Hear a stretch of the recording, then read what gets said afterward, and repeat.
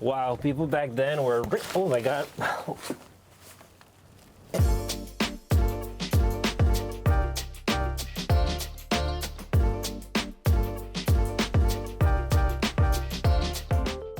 Hey everyone, welcome back to our channel. My name is Kevin. And I'm Nathan, and today we are in Ireland. We're going to do the wild Atlantic coast, or as I like to call it, the Wild West, because it's the whole western side of Ireland.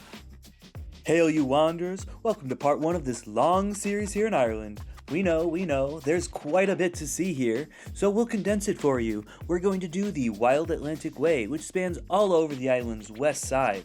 You can choose to start from the north or the south. We flew into Dublin and we decided to start in the south.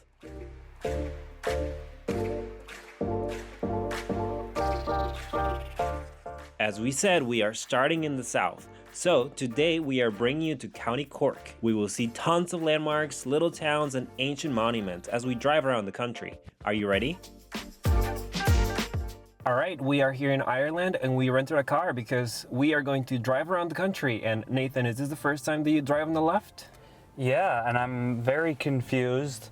I already see the power button is on the left, and I've got my stick is on the left. I'm wondering how much of everything is completely swapped. Like, is my turn signal going to be on the left? I have to figure all this out before we take off, because I'm also really worried. There's a sign that says, drive on the left, wants you to remember, but I don't know if I will.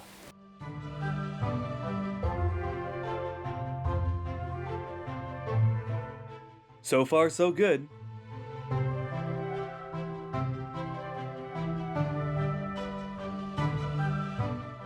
Okay, we survived that first leg of that drive. Nathan drove over sidewalks and all that, but we are here in Cobh. So we're gonna go check out some nice view that they have here, and then I'm gonna go to the Titanic Experience, which I'm so excited for. The weather can be very unpredictable here. As you can see, it was sunny just a few seconds ago, but then we had a storm, and I got completely wet. Anyway, if you go to Spy Hill Street, get on your tippy toes and look over this wall, you will have the most amazing view of the city.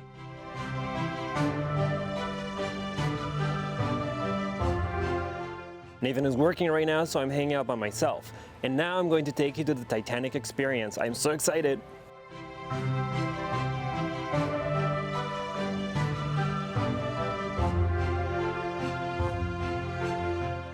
Don't forget to look to your right when you're crossing the street.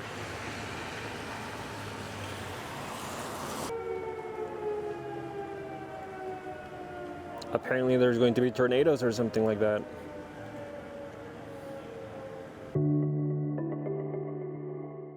As the name implies, this is an immersive museum that tells the story of the RMS Titanic. Why is it here? This town was the last stop before the ship sank in 1912. Well, kind of. The harbor is not deep enough, so people had to get on little boats from this pier, which then took them all the way to the Titanic. I don't want to spoil it for you, so the only thing I'll tell you is that you'll get a ticket with the name of a real person who traveled on the ship. At the end of the experience, you will find out if you survived. This was one of my favorite activities in Ireland, so I highly recommend it.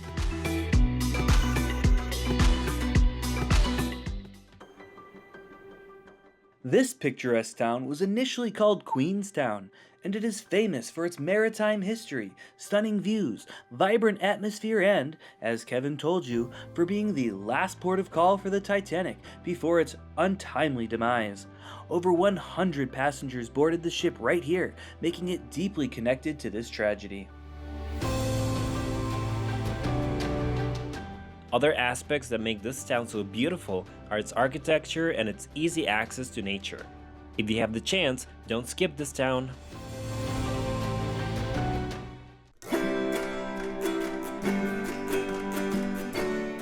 We're back together and we're now going to have dinner. We're staying in Cork, which is the southern starting point of the Wild Atlantic Way, where we're gonna kick off our road trip tomorrow. I've been driving around all day, and I'll tell you, I'm a natural driving on the left. I have no idea how they do it in the US. Such weirdos. So we were gonna have dinner here, however we found out rather quickly that restaurants will remain open until 10 or 11 p.m. But the kitchen actually closes at around 8 or 9 depending on the place. So that's something to keep in mind when you come here. Right now it's around 9 p.m. Yeah, the sun sets pretty late here in Ireland during the summer, so we're gonna have to eat at this fried chicken place instead. It was good, and the only thing around us that still served food this late.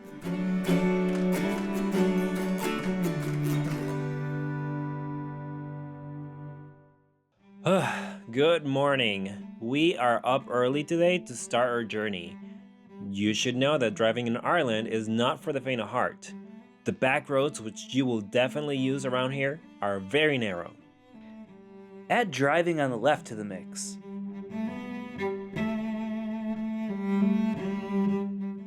Also, it is the middle of June and we are wearing winter clothes, so make sure that you... No, it is not winter. I am only wearing this jacket because there's a spot of rain every once in a while. I'm wearing a t-shirt. I hardly call a t-shirt winter clothing. Well, I don't know if you can hear it, but it's actually very windy. So, if you're always cold like me, make sure you wear clothing that is appropriate for that weather.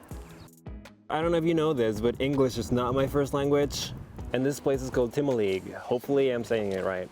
Would you pronounce it Timoleague? I have zero idea how to pronounce anything on this island. I am American, and we speak a very different English. Oh my god, this is amazing. These are also the first of a series of abbey ruins we'll see.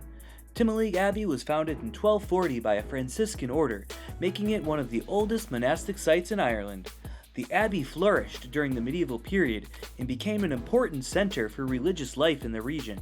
However, after the dissolution of the monasteries under Henry VIII in the 16th century, the abbey fell to ruin. It's free to visit. All you need to do is park your car and walk up to it. Can you imagine waking up every morning and this is your view? Would you find that creepy or beautiful? Let us know in the comments below. Here's a wart well. I wonder what this is for. Well, let me explain. So the way this works is you'd put a toad in it, and then the toad's warts would come off. And then if you took a woman and put her nose in it, and she came out with a wart on her nose, then you knew she was a witch. That sounds about right. Wow, people back then were, oh my god. Very short. Oh my god, that I really hit my head. All right, let's see you get through those arches without hitting your head. I'm pretty sure part of the magic of this place is that you can't get out. Like, I've been lost. All right, we're gonna go to the next site, and guess what Nathan will say? We're late. There are way more sites than we could ever see, so we chose the ones that looked the most interesting to us and made the most sense while driving north. Some are about 15 minutes away from each other, but some can take more than an hour to get there.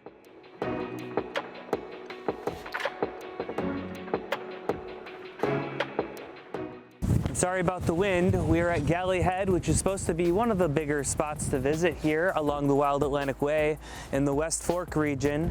However, the lighthouse, which I believe is supposed to be the focus here, is very far away. The road that gets to the lighthouse is for private use only. So if you wanted to visit it, you'll have to do it from maybe a beach, or we've got this little lookout area. We've experienced this a couple times so far along the Wild Atlantic Way, where one of the sites, the points of interest, isn't quite accessible on foot or by car. So you have to see it from a distance, maybe get an obstructed view, but it's still been a generally pleasant experience.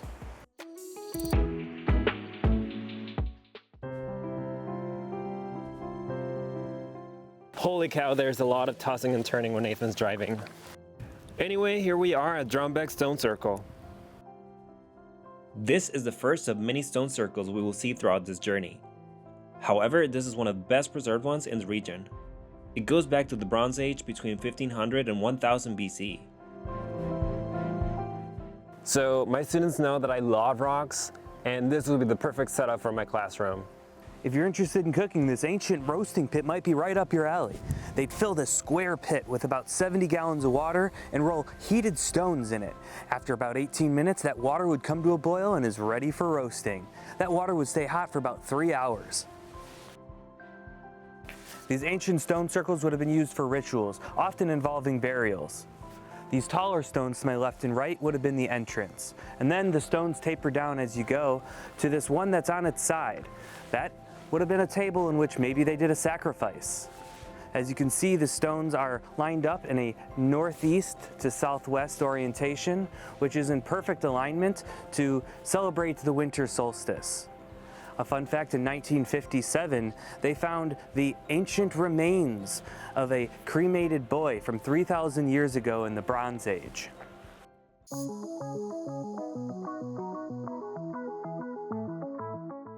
We made our way to the Towhead Signal Tower, part of a series of towers built along the Irish coast in the early 19th century to defend against the threat of French invasion during the Napoleonic Wars.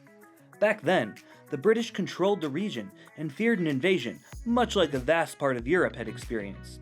So, these towers provided a warning should an invasion be detected. This would have been done using flags, which eventually would have reached Dublin as these towers were within sight of each other. Fortunately, Ireland was never invaded.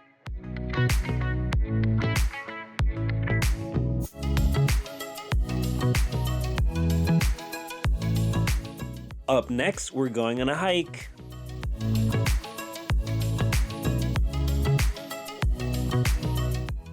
Oh boy, let me catch my breath. But here we are at the summit of Knockamoff Trail. I think that's how you pronounce it, not really sure. But from here you can see all of Lough Hyne. Also not sure how to pronounce that. But from here you can see two signal towers. We saw that one earlier today, and we're probably gonna see that one later today. The hike here was definitely worth it for the view. Again, sorry for the wind, we can't do anything about it. It did rain while we were on this trail. It was a mile up this hill. And now we gotta get down, it's a mile down.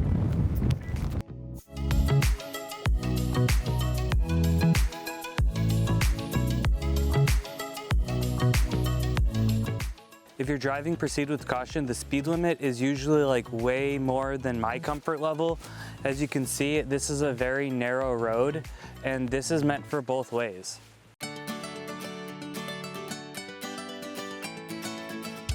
This is Baltimore Beacon, a famous landmark near the village of Baltimore, hence the name. It is popular because you can get amazing views from here. It was built in 1848 as a lighthouse to guide ships safely into Baltimore Harbor.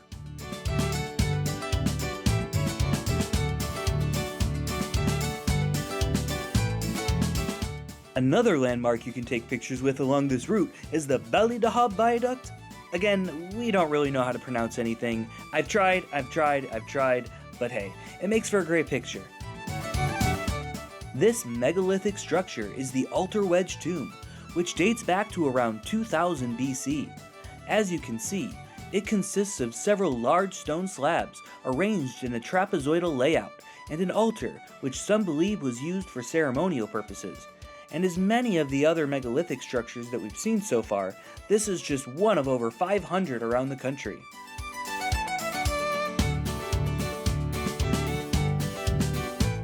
We made a quick pit stop at Kirkhaven to get some dinner at like 4 p.m. before the kitchen closed. There was some sort of important soccer match going on, we're not really sure, but we were lucky to get a table.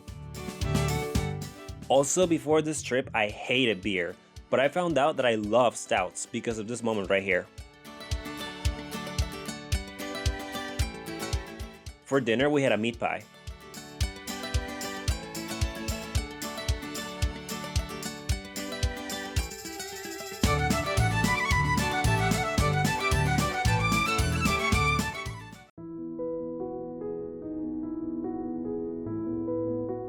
The day is almost over, but we still have a few destinations to visit. We were able to get to this former mining town, and the experience was so surreal. Now this is probably the most beautiful sight I've seen so far, and it is not windy.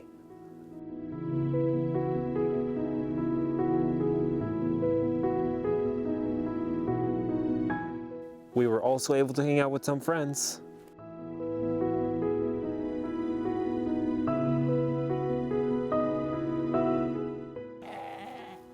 Hi, friend.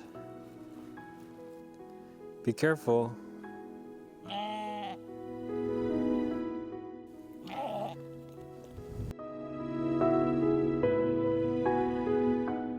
This place was very peaceful and beautiful. We definitely created core memories here. Most of the driving was somewhat stressful because of how narrow the roads are. However, this stretch of road was beautiful all around until... Apparently, this road belongs to someone, so we had to go back to where we came from and loop around to get to our next destination. That meant driving backwards in the mountains and trying to dodge sheep. We ended up losing about 2 hours because of this.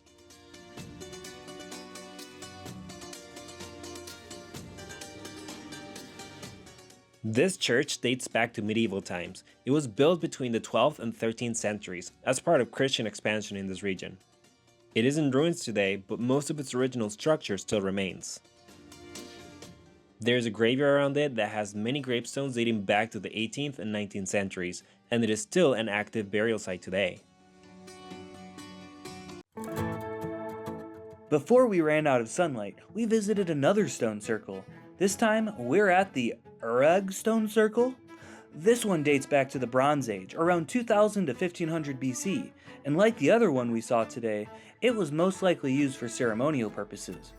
What makes this one different though, is its obvious larger-than-life stone. Some researchers believe that it may have been used as a marker for solar events. What do you think its purpose was?